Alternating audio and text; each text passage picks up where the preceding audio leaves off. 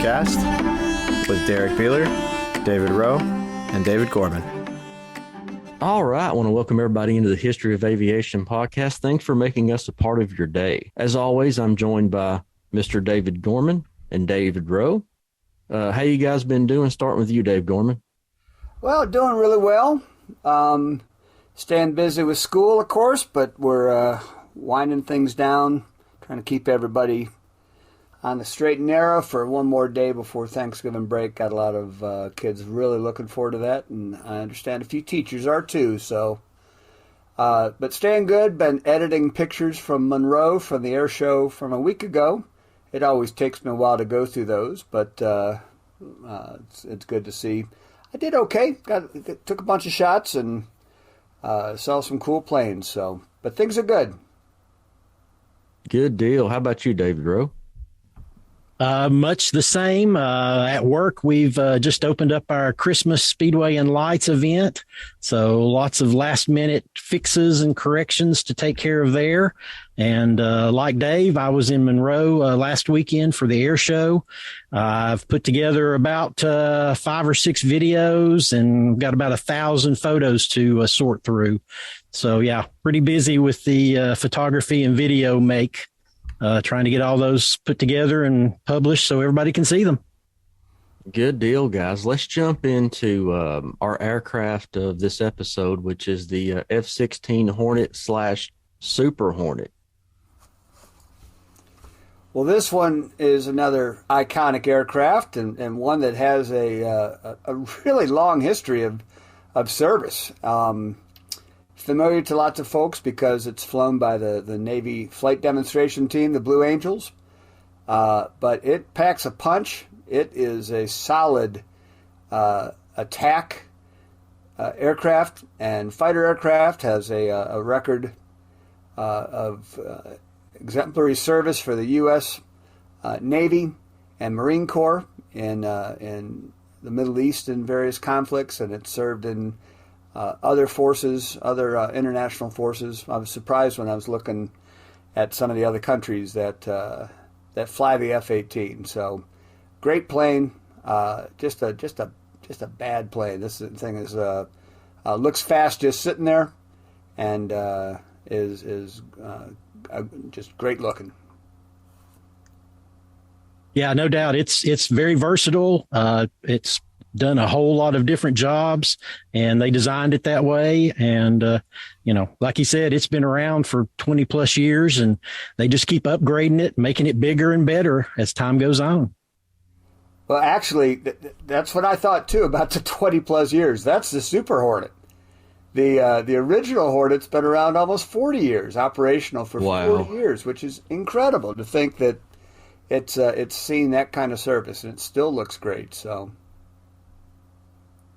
Well, one of the things that I found interesting is originally it was a loser in a competition with the F-16 for the Air Force. The original design by Northrop of the YF-17, at that time called the Cobra, they were pitting it against the F-16 for the Air Force. And then for various reasons, the Air Force chose the F-16 because it was a better match for what they wanted. And not long after that, the Navy was looking for another aircraft, and the military asked them to redesign it and see if it would fit their needs. And sure enough, it was similar enough to the other aircraft that they had going, and they chose it, and it became the big winner that it is today. 40 years later, we're still watching it fly. Yeah, I guess the twin engine reliability of the F-18. Something the Navy certainly liked. It carries a load. It packs a punch. Very fast. It's got kind of an interesting looking landing gear, beefed up, of course, for carrier landings. And boy, it's been all around the world and served with great record. Had a couple of air-to-air kills in the Middle East, and has distinguished itself for.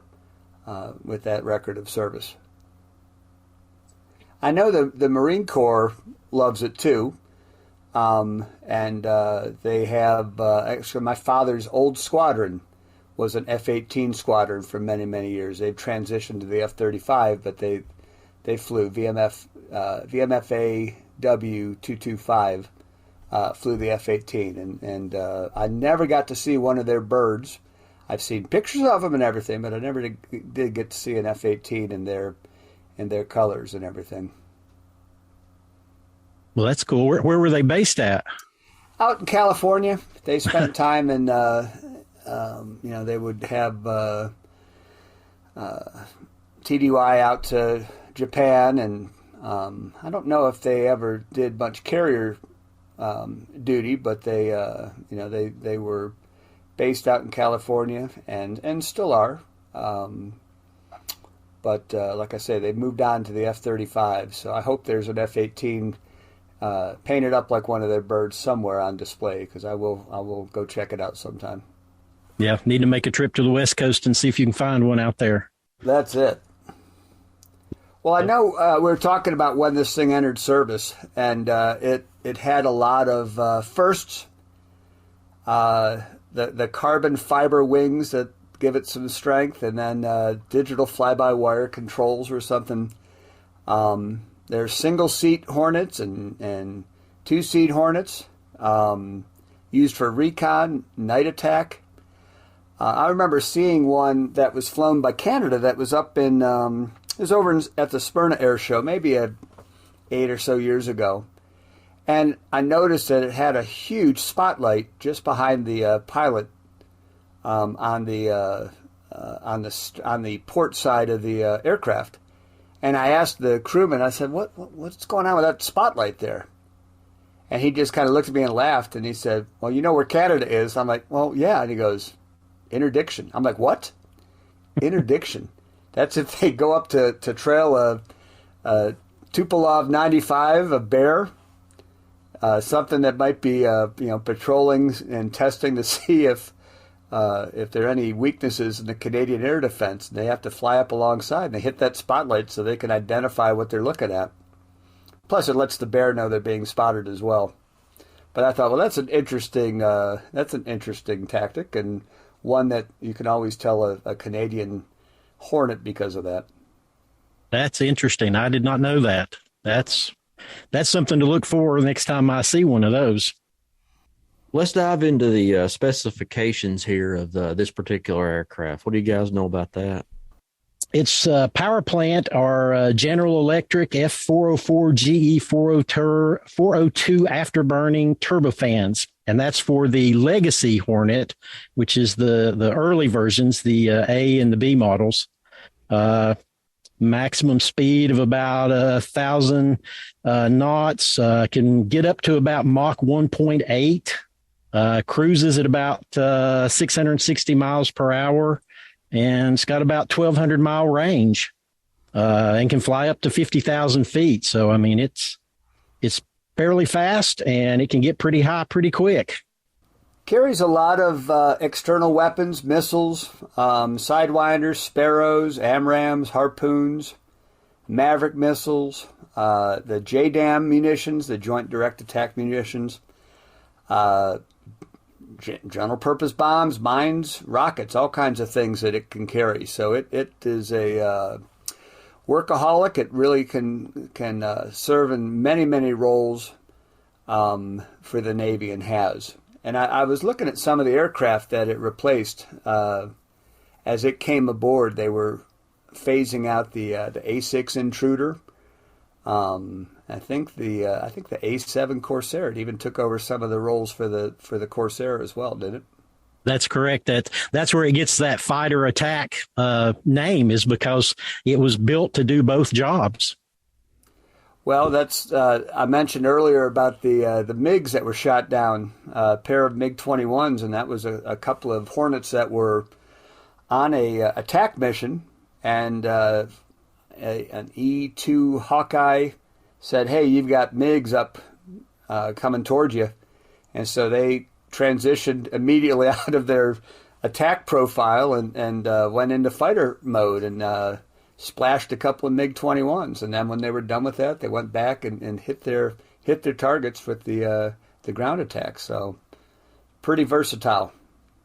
Yeah, that was one of the designs with they had those multifunction displays. So like an all glass kind of cockpit where just at the flip of a button, you just switch from attack to fighter and back again. And that makes it simple, makes it easier on the pilots, a little less load and stress on them. And that's how quick they can do their job. Well, now let's go back a little bit to the heritage of this aircraft, because it was a Northrop design, the YF-17, correct? Yes, that's correct. And then that was not chosen. The Air Force went with the General Dynamics F-16. But then how did McDonnell Douglas get involved with the F-18? Because did they partner with Northrop? Is that how they came in? From what I read, it was sort of the U.S. Navy asked Northrop and McDonnell Douglas to get together and redesign the airplane and bring it up to their specs, because it was too light of a fighter. It just wasn't rugged enough to do Navy ops. And so they said, well, if you guys can, design it up, we'll take a look at it. And so the basic design was already there. So they just beefed it up. Like you were talking about the landing gear, they had to beef those up, and, some of the flight characteristics, some of the wings and leading edge slats were some new things they put in it. And, they brought it up to the specs that the Navy was looking for, and that's how it got chosen. I know I still cringe, and it's not just with the F-18, but this is called a Boeing FA-18 now, and I'm like, okay, that's still McDonnell Douglas to me, but that's all right. I won't. I had the same thoughts in mind. Yeah, exactly. I mean, that happens with a lot of things. So, what can you say? But I'm still impressed. They still are turning some of these out. The Super Hornets. There are a couple of the late model Super Hornets that are still being built. And the Super Hornet is such a fascinating thing, too. I mean, it's not just a bigger Hornet. It's, in many ways, a whole new aircraft. I think it's about 25% or 30% larger than the Legacy Hornet. Capability-wise is, exponentially increased. I don't know that it's got much more range. I know that's always been a bit of a knock on this thing, but it's, they can do air-to-air refueling on it. So, but yeah, the Super Hornet is the only one in service now with the Navy, with the U.S. Navy. There are no Legacy Hornets that are still flying in any Hornet squadrons except the Blue Angel Squadron. They're the only ones. Actually, I'm sorry. Let me rephrase that. They were flying it up until last year, right? And then 2020 was when they transitioned out of it. Yeah, which was pretty amazing, because I remember thinking, oh my gosh, a much bigger plane. What's that going to look like? And now I've seen them fly the Super Hornets a couple of times, and it doesn't look any different to me. They're still close, and they still are exactly where they need to be when they're flying. So. I think the Marine Corps is still flying some of the Legacy Hornets, so they're still out there. They're still at work, so they're just not in the Navy anymore. The Navy has moved on, bigger and better. Something I did find interesting is that the new Super Hornets they're not technically stealthy, but they are much more stealthy than the Legacy Hornets ever were. So the change in the intakes and some of the things they designed into it have improved the stealth capabilities of those aircraft considerably. So that was an interesting thing that, the fourth generation fighter has got a little bit of stealth tech built into it now. Now, another extension of the Super Hornet's mission is the EA-18G Growler. And we've been lucky enough to see that at some air shows before. It's the same size. It's a Super Hornet, but it's got some different capabilities. You tell us a little bit about that? It's able to jam enemy electronics and transmissions and things like that, right? Yeah, that's one of the interesting things. I've been at a couple of air shows and taking photos of a Growler, and somebody will come up and ask the pilots, well, are those missiles on the ends of the wings? What are those? Well, they're not missiles. Those are the pods that do the jamming and the radar, looking for radar tracks to bring in the heavy hitters to take them out. So if you look at it, it looks like it's got a sidewinder on its wing, but it's not. That's the pod that does the searching for the radar. That's one quick and easy way to tell when you see one. They'd be flying a mission amongst other possible other Super Hornets, and they're going to help jam and then target, maybe paint targets for the other aircraft to go in and destroy. Is that the mission? Correct. Yeah, the F-4 Phantom, the Wild Weasel, used to have that job, and the F-18 Hornets, Super Hornets, Growlers have taken that over. And that's exactly what they do: is they go out, they find where the missiles are coming from, and tell the other guys where to go to drop the bombs or shoot a missile at them and eliminate them.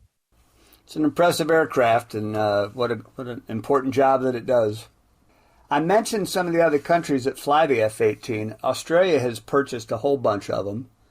I talked about Canada with that spotlight for interdiction patrols and things like that. I did not realize that Finland bought some.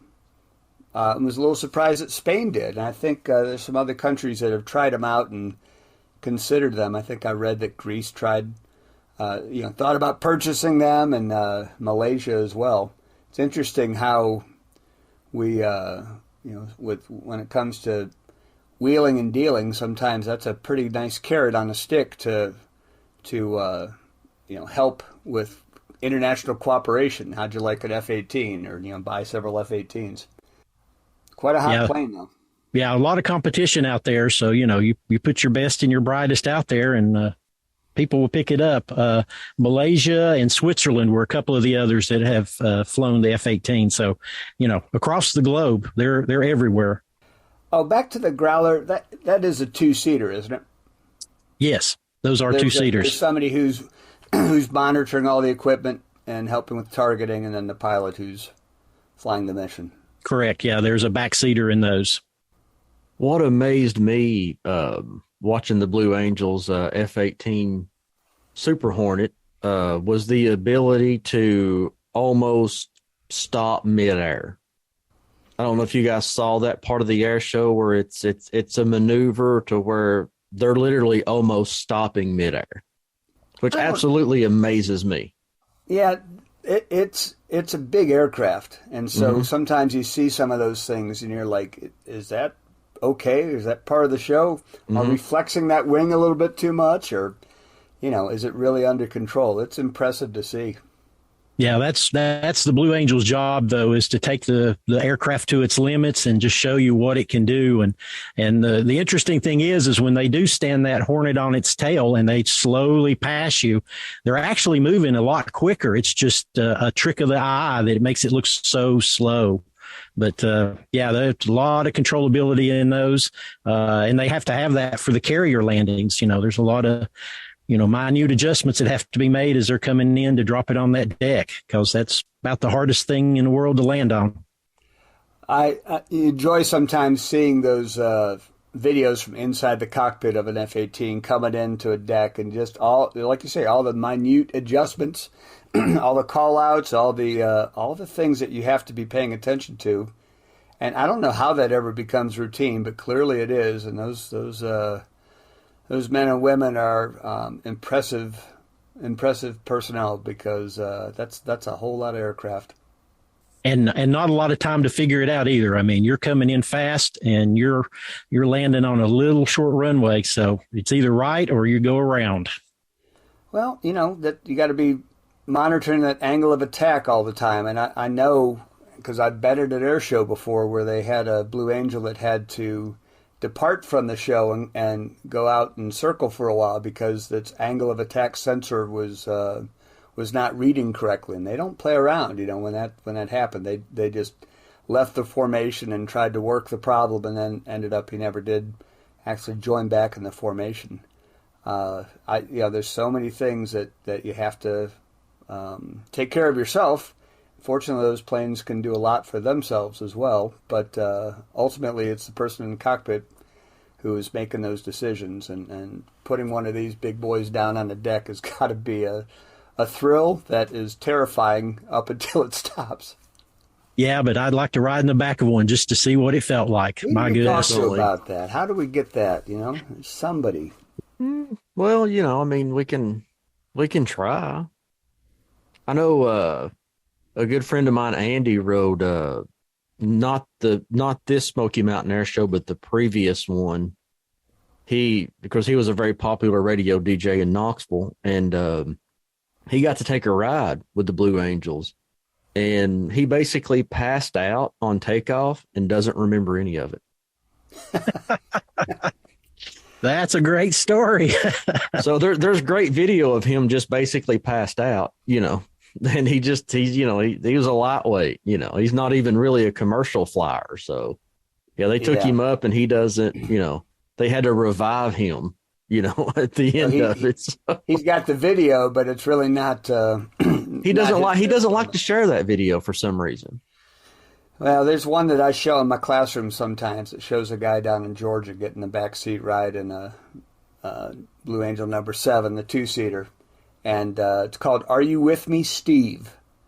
And if you go to YouTube and look for it, you should be able to find that one. And poor Steve passes out 3 times. And each time the camera's on him, and you just see his eyes roll back in his head, and he comes back to, and the pilot's like, "You with me, Steve? Steve, you with me?" And goes, "Yeah, I took a little nap." "Yeah, you did." Yep.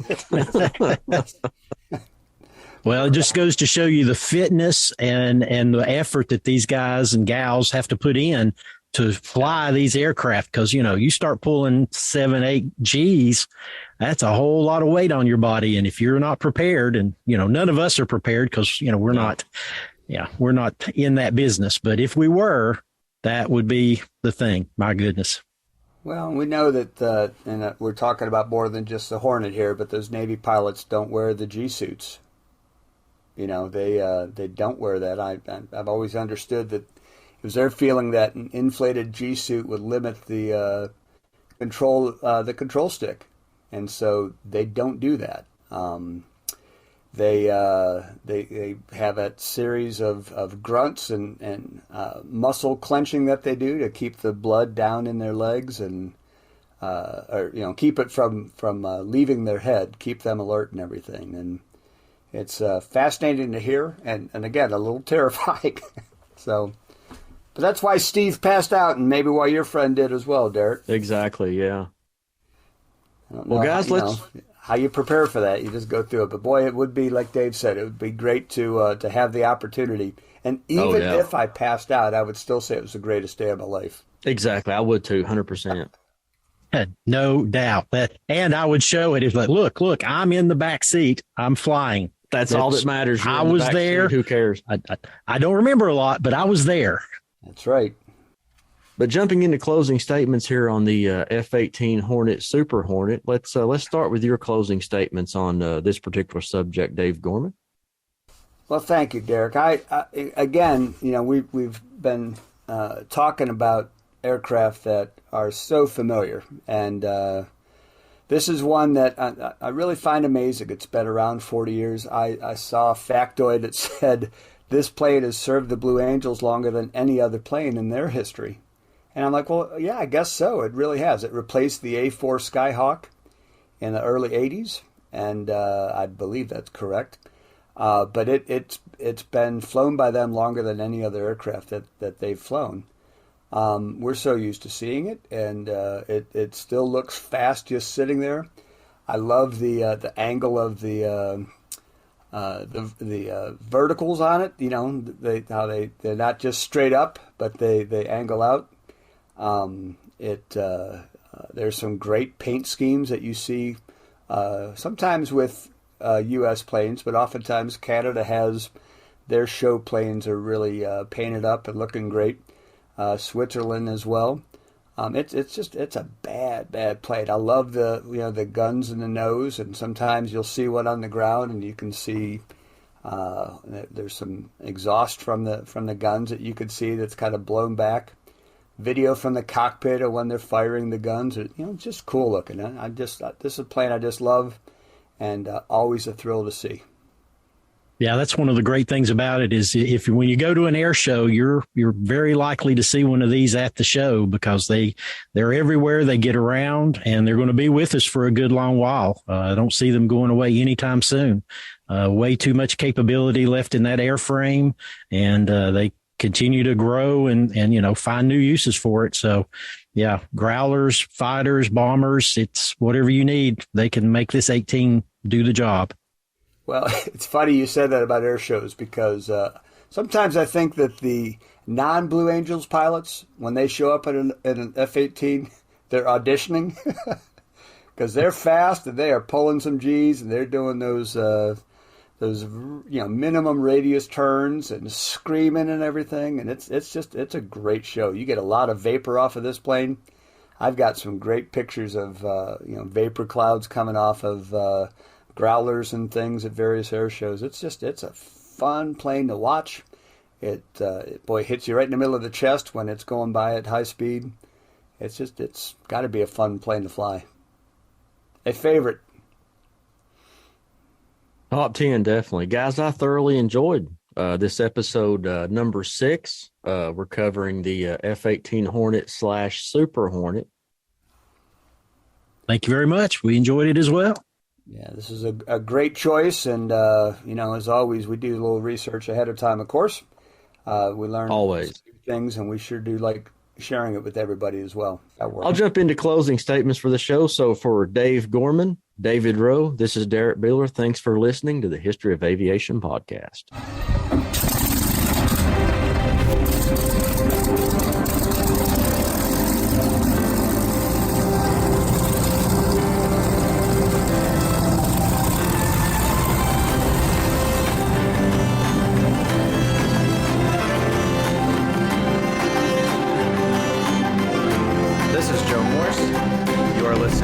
History of Aviation podcast with Derrick Beeler, David Rowe, and David Gorman.